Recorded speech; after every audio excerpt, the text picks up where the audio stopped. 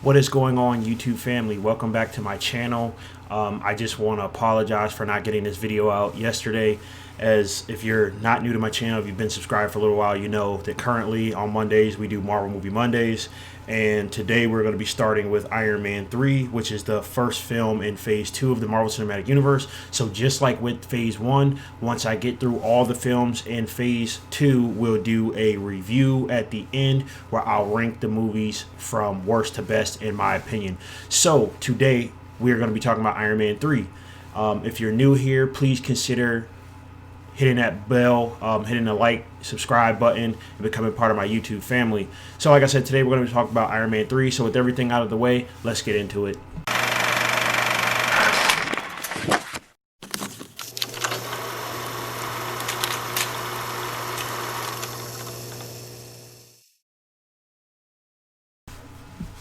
So today, like I said, we're going to be talking about Iron Man 3. There's going to be full spoilers for this film. We're going to talk the good, we're going to talk the bad, and then we're going to I'm going to basically decide and rank whether I think this is a good film, what I think about this film. We're not going to go beat by beat, plot by plot, but we're just going to talk about the meat and potatoes of this film. So we're going to start with the good. Overall, I can honestly appreciate what this movie was trying to go for. I appreciate the fact that this film tried to go in a different direction than we had previously gone in with Iron Man films. This film dealt with the extremist stuff. If you have never read the comic books, I would suggest you go ahead and read the Iron Man extremist comics. These came out like in the mid to early 2000s. I ultimately like a lot of things in this film. I really dug this stuff with Tony Stark, where he basically got post-traumatic stress disorder based off of the events of the Avengers film, which came out a year before this film. I thought that was an interesting dynamic to take the film into. Check the heart, is it the brain? No sign of cardiac anomaly or unusual brain activity. For some reason, every time in this film when the events of the Avengers is mentioned to Tony Stark, or he has a dream about it, or if it's even touched on, he has some kind of panic attack, some kind of post-traumatic stress. And I really dug. I feel like if the film had really messed with that, played with that a little bit more, I think this film would have been a lot better than it ended up being. I'm a piping hot mess. It's been going on for a while. I haven't said anything. Nothing's been the same since New York. And then another good thing, adding to the stuff with Tony and Pepper, this was the first Marvel Cinematic Universe film that really dealt with Tony and Pepper's relationship long term. Because if you think about it, with Iron Man 1, the seeds were kind of sown. It was just kind of hinted at that, maybe they had deeper feelings for each other. Iron Man 2, like the end of the film, they literally start a relationship, so it's not the whole film. Then the Avengers, Pepper really only appears in like 2 or 3 scenes, and we see that Tony Stark clearly, has love for her. But this is the first film that actually deals with their relationship from start to finish. Even though Pepper's really not in the driver's seat of the film, she's really more supporting cast. It's there. They're dealing with trauma. Tony's trauma from, like I said, with the Avengers film is all there. Add into it, Pepper is she's the CEO of Stark Enterprises, which happened in Iron Man 2, but this film fully explores that. So their relationship is kind of chaotic, but he's ultimately trying to keep her safe. That's really like his driving motivation. So what's really going on with him is he has basically tinkered and created like 40 Iron Man suits because it's his way of dealing with his trauma. It's his way of trying to find a bit of normality since everything that's happened, the aliens and all of that, the Chitauri invasion. So it's really weighing heavy on Tony's personal life, his mental state, his relationship. So I really dug some of that stuff too. And another point I'll make is that the action in this film is really good. Compared to Iron Man 2, if you all saw my Iron Man 2 review, that was one of my biggest issues with that film, was that we really only saw Iron Man like 2 or 3 times within that film. It's really a lot of talking. Essentially, it feels like a lot of Avengers setup. But here with this film, they found a way to give us more action. You would think that the way they went with this plot, the Aldrich Killian stuff, the extremist stuff, you would think, and then throw into that, like I said, spoiler alerts for this, for Iron Man 3, with Tony being incapacitated, like not even halfway through the film, and ending up all the way in Tennessee with the little kid Harley Keener, and then Iron Patriot off doing his thing. You would think with this film there would be less action, but they found a way to make this film have more action than the previous film. There's the Air Force One scene where Tony has to save like 15 people falling out of the sky, which is really awesome. There's the final fight scene with the Iron Legion armors, with Tony going after Aldrich Killian, and then Iron Patriot ultimately getting in on the action. So I was really surprised with the action in this film. It's definitely kind of like a bit of a slow burn, because once Tony gets incapacitated, there's not a lot going on for a little while. But they found a way, like I said, when Tony gets taken out, I was about to say War Machine, Iron Patriot, Colonel Rhodes is in the background. He's doing things. There's still, there's with our villain characters in the film, there's still fights and there's still things going on. And I actually dug the way they tried to, I think one of the things they tried to do with this film was prove that with or without the Iron Man armor, Tony Stark is Iron Man.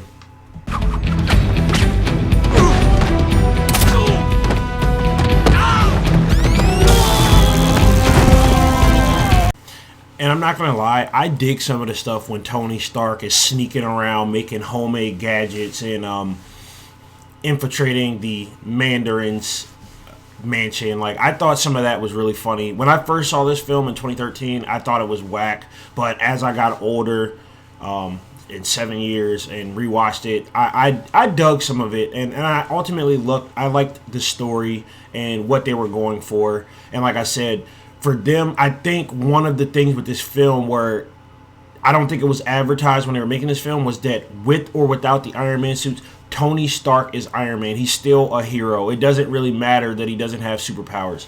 But with all of that out of the way, now we have to get into some of the bad. This film drops the ball with a lot of things. I don't like Aldrich Killian as a villain. And the Mandarin thing, I know some people said, oh, it was clever, it was funny. I don't think it was funny at all. Now, spoiler alert, if you have never seen Avengers Endgame, Avengers Infinity War, I'm just going to touch on it really quick. If you have never heard what happens to Tony Stark in Avengers Endgame, click off this video right now. But I'm pretty sure most people have. Tony Stark dies in Avengers Endgame, and one of Tony's bigger, like his arch nemesis, the same way, you know, with Spider-Man, his arch nemesis would be Doc Ock or the Green Goblin. With Tony Stark / Iron Man, in the comics and a lot of TV shows, the Mandarin is his biggest arch nemesis. So for them to squander that with this film, with the Mandarin twist reveal, I just don't like that at all. You blew it! And the reason I bring up the Avengers Endgame stuff is because with Tony Stark's MCU story more than likely complete, and I think it is, I don't think they should bring him back. I think it's done. We'll never see him take on the Mandarin. And as I said in my top 10 anticipated films of 2021, with Shang-Chi and the Legend of the Ten Rings, they're going to actually introduce the real Mandarin.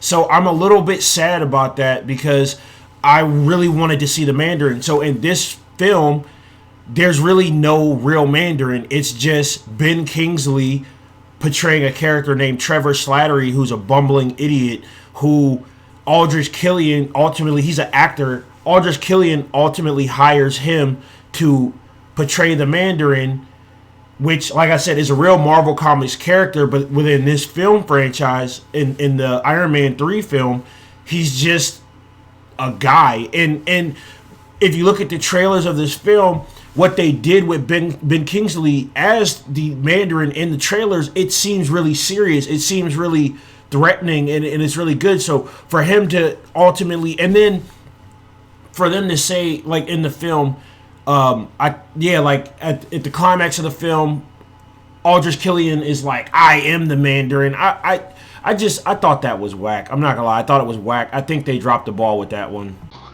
You're looking right at him. It was always me, Tony. Right from the start. I am the Mandarin! You suck! So this film basically ends, Aldrich Killian kidnaps Pepper Potts and takes her to some oil rig. And what happens is that basically Killian plans to assassinate the President of the United States on live television. Because that's one of the things that I think this film got right, is when the Mandarin stuff, when we really thought the Mandarin was a real character, what they were doing, like I said, portrayed by Ben Kingsley with the full Mandarin garb and like similar to the comic books and stuff, what they got right was that they would do these fake out kind of like terrorist acts, and then they would have the Mandarin come in and take credit for it. So they would like assassinate somebody on live television, then the Mandarin would come in and do some video or something like that. And while that stuff was working in the beginning of the film, while you thought this was really real, I thought that stuff worked. But like the third act, we get the revelation that the Mandarin was made up. It was just like a scapegoat that Aldrich Killian was using while he was doing his extremist stuff. So basically what was going to happen was that Killian was going to assassinate the president on live television, and then the vice president of the United States was also in on it. So he was going to become the president, and he was going to basically be Killian's puppet. So where it goes wrong for Killian is that he had actually put the extremist virus into Pepper Potts, who basically takes him out.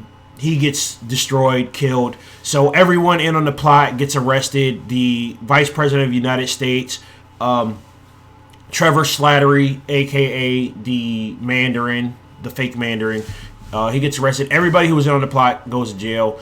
And the film basically ends with Tony destroying all of his suits.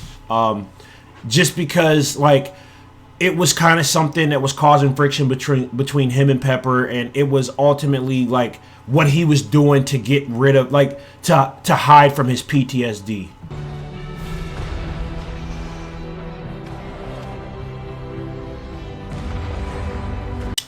So Pepper goes back to normal due to Tony tinkering and stuff.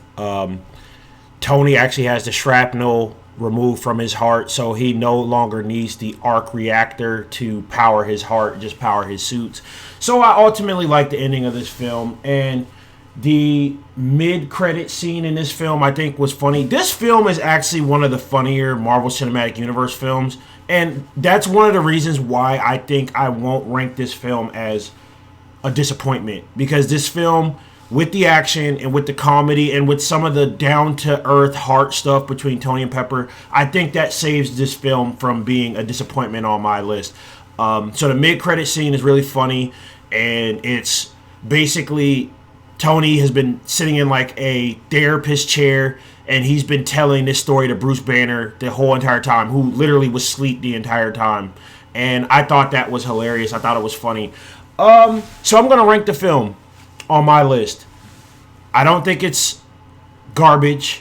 I don't think it's a disappointment. It's meh. It's middle of the road. It's like a C on my list. Like I said, I have a fun time with this film, in spite of the fact that this film is frustrating a little bit.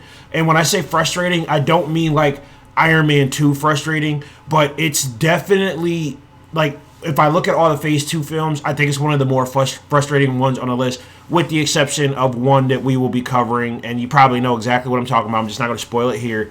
I think, again, like, Iron Man 1 was so good. Like, I think it's A tier, maybe even S tier, if I were to rank all the Marvel Cinematic Universe films, which I will do once I get through all of Phase 3.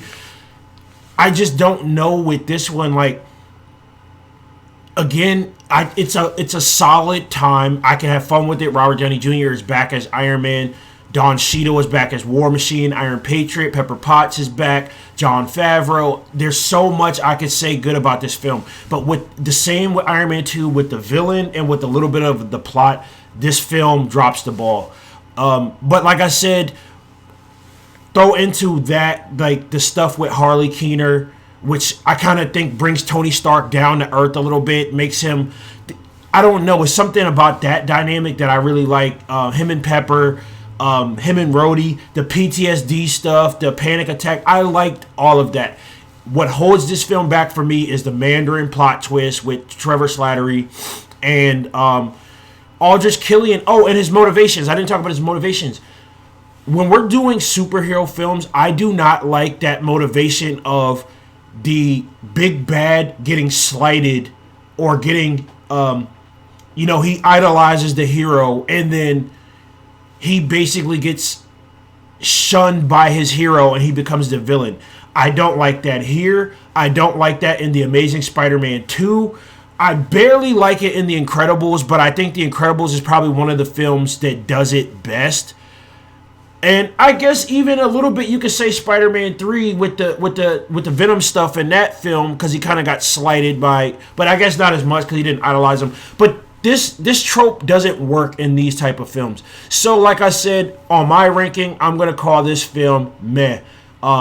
Not bad, not exceptionally good, but middle of the road. I like this film. I can have a good time with this film. And like I said, because it's Robert Downey Jr. as Iron Man, I can always go back and watch this. So what do you guys think? Do you agree with my pick, my ranking? Do you agree with my review? Or do you think that this is a really good film? I don't think it's a bad film. I just think it's more middle of the road. It doesn't really, outside of really, I guess, revitalizing the Tony Stark character a little bit, it doesn't really do much in terms, for me, for the Marvel Cinematic Universe. And then throw into it with this film, this is kind of behind the scenes stuff. I think, if I'm not mistaken, I think it was either this film or the Avengers 2 where where Robert Downey Jr.'s contract, he had to renew the contract. I can't remember. You guys let me know in the comment section below if it was this one or if it was the Avengers Age of Ultron. But the way they wrote this film, I kind of wish would bring Tony back in Avengers Age of Ultron. They kind of would have